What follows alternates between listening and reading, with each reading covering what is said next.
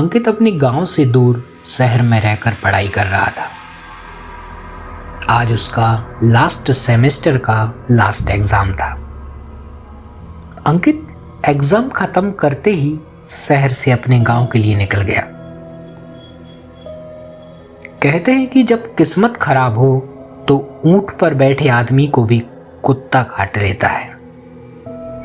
अंकित के साथ भी कुछ ऐसा ही होने वाला था। दरअसल तेज बारिश और रेलवे सिग्नल में खराबी के चलते अंकित करेली स्टेशन 10:30 बजे पहुंचा। करेली स्टेशन से अंकित का गांव 50 किलोमीटर दूर था। अंकित जैसे ही स्टेशन के बाहर निकला, चारों ओर से अंधेरे ने अंकित को अपनी आगोश में ले लिया। चारों ओर सन्नाटा छाया हुआ था। सिर्फ कीड़े मकोड़ों की आवाज ही अंकित को सुनाई दे रही थी। अंकित ने अपनी नजर को घुमा के देखा तो उसे दूर कहीं एक बल्ब जलता हुआ नजर आया। अंकित अपना सामान लेकर उस जगह पहुंच गया जहां से उसको बल्ब की रोशनी आ रही थी। दरअसल यह एक चाय की दुकान थी। चाय वाला अपना सामान समेटकर चाय की दुकान बंद ही करने वाला था कि अंकित वहां पहुंच गया। भैया चाय मिलेगी क्या? इस पर चाय वाला बोला, अरे क्यों नहीं साहब, अभी बना देता हूं। इतना कहकर चाय वाला चाय बनाने लगा। थोड़ी देर खामोश रहने के बाद अंकित बोला, भैया यहाँ से महाराजपुर के लिए कोई बस मिलेगी क्या? चाय वाला बोला, साहब यहाँ से महाराजपुर के लिए तो 8 बजे के बाद बस कोई है ही नहीं। हाँ, रात को जरूर 3:30 बजे आपको नागपुर बस मिल जाएगी। अब तक चाय बन चुकी थी।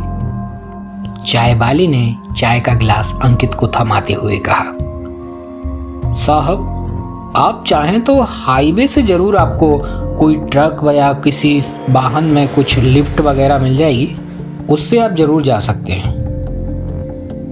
यह सुनकर अंकित को चैन में चैन आया। चाय की चुस्की लेते हुए अंकित बोला, भैया हाईवे यहां से कितना दूर है? इस पर चाय वाला बोला, यही रास्ता सीधा आगे 50 मीटर दूर पर है एक बाईपास, वहां से आपको ढेरों साधन मिल जाएंगे साहब। अपनी चाय खत्म करते ही अंकित पैदल हाईवे की तरफ निकल पड़ा। रास्ता एकदम सुनसान और खामोश था। बारिश हो जाने के कारण चांद की रोशनी को बादलों ने ढक दिया था। अंकित बड़े सहमे सहमे कदमों से हाईवे की तरफ बढ़ रहा था और बार बार अपने मन में यही सोच रहा था कि अगर उसे ये सब पता होता कि उसके साथ ये सब होने वाला है तो रात को ना आकर वो सुबह किसी ट्रेन से आ जाता। अपने आप से बातें करते करते अंकित हाईवे पर पहुंच चुका था। सड़क किनारे खड़ा अंकित हाईवे से गुजर रहे सभी वाहनों को हाथ देकर लिफ्ट मांग रहा था। तभी 5 मिनट बाद एक ट्रक ड्राइवर ने अपना ट्रक रोका। ट्रक ड्राइवर बोला, कहाँ जाओगे? तब अंकित बोला, यहाँ से सीधे 50 किलोमीटर दूर मेरा गांव है महाराजपुर, वहां जाना है मुझे। अब ट्रक ड्राइवर बोला, ठीक है बैठ जाओ, 100 रुपये दे देना। इस पर अंकित बोला, अरे उस्ताद बस से 45 रुपये लगते हैं यहाँ से मेरे गांव के, और आप 100 रुपये मांग रहे हो।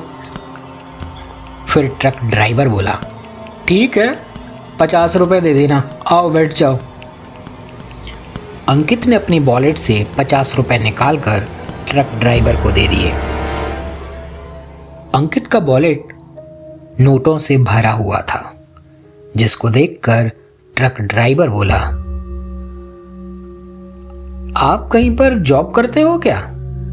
अंकित बोला, अरे नहीं, क्यों? इस पर ट्रक वाला अब खामोश हो गया था और धीरे धीरे ट्रक आगे बढ़ चला। अंकित अब निश्चिंत था। अंकित खुश था कि उसको ट्रक मिल गया है और अंकित को विश्वास भी था कि अब 12 साढ़े 12 बजे तक अंकित अपने घर महाराजपुर पहुंच जाएगा। अंकित ट्रक में चल रहे गानों का मजा ले रहा था और ट्रक अपनी रफ्तार से बढ़ता जा रहा था। ट्रक जैसे ही झेरा घाटी के घने जंगलों में पहुंचा, ट्रक के मानो पहिए से थम गए। फिर भी ड्राइवर एक्सीलेटर देकर ट्रक को अपनी स्पीड से बढ़ाए जा रहा था। ट्रक में ज्यादा कुछ सामान नहीं था, फिर भी ट्रक बहुत धीमे धीमे बढ़ रहा था और इस पर ड्राइवर ट्रक का एक्सीलेटर खींचे जा रहा था। अंकित की बात कहें तो अंकित अपनी आंखों को बंद किए ट्रक में बज रहे गानों को मन ही मन दोहरा रहा था और साथ ही गानों का लुत्फ उठा रहा था।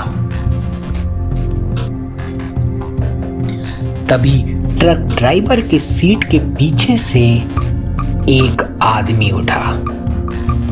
ये आदमी उस ट्रक का हेल्पर था। वो बोला, क्या उस्ताद यार, आप भी ये पुराने जमाने के गाने सुनते हो? मैं बोलता हूँ रात में कोई हॉरर स्टोरी सुना करो। मैं तो रोज हॉरर स्टोरी सुनता हूँ। इससे पहले कि उस्ताद कुछ बोल पाता, अंकित बोला, तुम भूत प्रेतों पर विश्वास करते हो? हेल्पर बोला,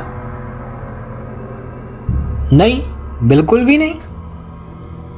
इतना बोलते ही ट्रक रोड पर अचानक थम सा गया। ऐसा लगा जैसे रोड पर कोई अचानक से आ गया, जिसके चलते ड्राइवर ने ब्रेक लगा दिया। हेल्पर ने ट्रक ड्राइवर के चेहरे को देखा। ट्रक ड्राइवर के चेहरे को देखकर उसे समझ आ गया कि जरूर उस्ताद ने गाड़ी से किसी को उड़ा दिया, शायद कोई जंगली जानवर को। वो साइड से निकलकर ट्रक के पीछे की तरफ भागा और उसके पीछे पीछे ट्रक ड्राइवर यानी कि उस्ताद भी पीछे पीछे जाने लगा।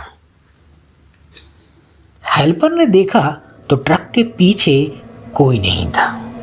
वहां पर किसी भी चीज का नामो निशान तक नहीं था।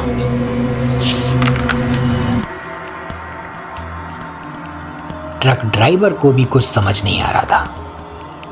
ट्रक ड्राइवर अपने मोबाइल की फ्लैश लाइट से ट्रक के पहिए देखने लगा, यह सोचकर कि शायद उनमें कुछ खून लगा हो,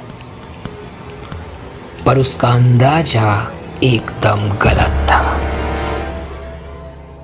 ट्रक के चक्के एकदम कोयले की तरह काले थे। अपने उस्ताद को परेशान देखकर हेल्पर बोला, क्या हुआ उस्ताद, ऐसे ब्रेक क्यों मारा? मेरी तो जान ही निकल गई थी। इस पर ट्रक ड्राइवर बोला, वो रोड के सामने मैंने कुछ देखा, कुछ काली सी परछाई, ऐसा लगा जैसे कोई काला बूढ़ा आदमी हो। हेल्पर बोला, अरे उस्ताद, आप गाड़ी चलाते चलाते नींद भी ले लेते हो, कुछ नहीं है यहाँ पर, शायद आपकी झपकी लग गई होगी, उसी के चलते कुछ सपना अपना देख लिया होगा। तभी अचानक से एक आवाज आई। यह आवाज सुनकर हेल्पर बोला, हाँ भाई, आ रहे हैं हम लोग। यह बोलकर हेल्पर और ट्रक ड्राइवर दोनों ट्रक की ओर चल दिए। जैसे ही हेल्पर ट्रक ड्राइवर की साइड से ट्रक पर चढ़ा, उसने देखा कि ट्रक में कोई नहीं था। अगर ट्रक में कोई नहीं था तो फिर ट्रक का हॉर्न किसने बजाया था? और वो लड़का जिसका नाम अंकित था, वो अचानक से कहां गायब हो गया था? हेल्पर को कुछ गड़बड़ सा लगा। वो बोला, उस्ताद आप आराम से यहाँ पे पीछे बैठ जाओ, गाड़ी मैं चलाता हूँ। तभी उन्हें एक आवाज सुनाई दी, गाड़ी मत चलाना वरना सब मारे जाओगे। उन दोनों ने आसपास देखा तो आसपास कोई नहीं था। हेल्पर के हाथ पैर कांप रहे थे। उसने अपने कांपते हुए हाथों से ट्रक को स्टार्ट किया। ट्रक चालू होते ही एक बार फिर आवाज आई, मैंने कहा था गाड़ी मत चलाना वरना सब मारे जाओगे। वो लोग बहुत बुरी तरह डर रहे थे, फिर भी जय हनुमान का नाम लेते हुए उन्होंने ट्रक को आगे बढ़ा दिया।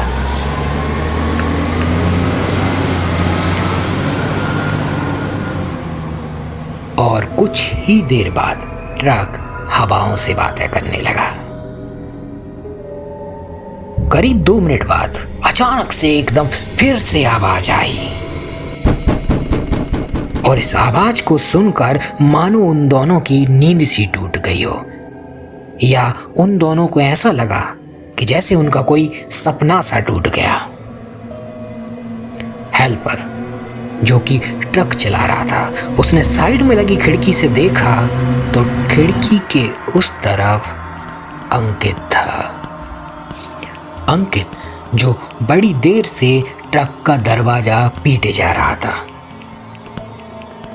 और कहे जा रहा था, अरे भाई दरवाजा तो खोलो यार, कब से मैं ये दरवाजा खटखटाए जा रहा हूं। अंकित को देखकर हेल्पर और साइड में बैठे ट्रक ड्राइवर दोनों की सिट्टी पिट्टी गुम हो चुकी थी। उन दोनों को समझ नहीं आ रहा था कि अचानक से अंकित यहाँ पर कैसे आ गया, जिसे वो 2-3 किलोमीटर पीछे छोड़ आए थे।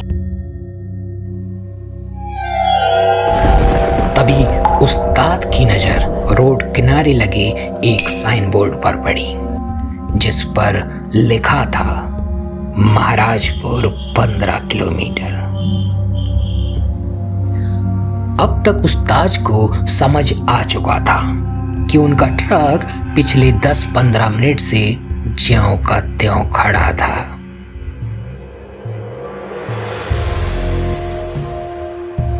तभी एक तेज रफ्तार से ट्रक निकला जो सड़क पर खड़े अंकित को रोंगते हुए आगे निकल गया।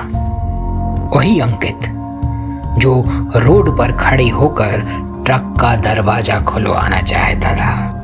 तभी अचानक वो दूसरे ट्रक का ड्राइवर, जिसने अभी अभी अंकित को रौंदा था, उसके कानों में एक आवाज आई, गाड़ी मत चलाना वरना सब मारे जाओगे। तो दोस्तों, ये थी आज की कहानी। ये कहानी मेरे जहन में कई सवाल छोड़ गई। तो दोस्तों, अगर आपको आज की कहानी पसंद आई हो तो हमारे चैनल डार्क स्टोरी को जरूर सब्सक्राइब करें। फिलहाल मैं विदा लेता हूँ, जल्द ही आपसे मिलूंगा एक नई स्टोरी, एक नई घटना के साथ।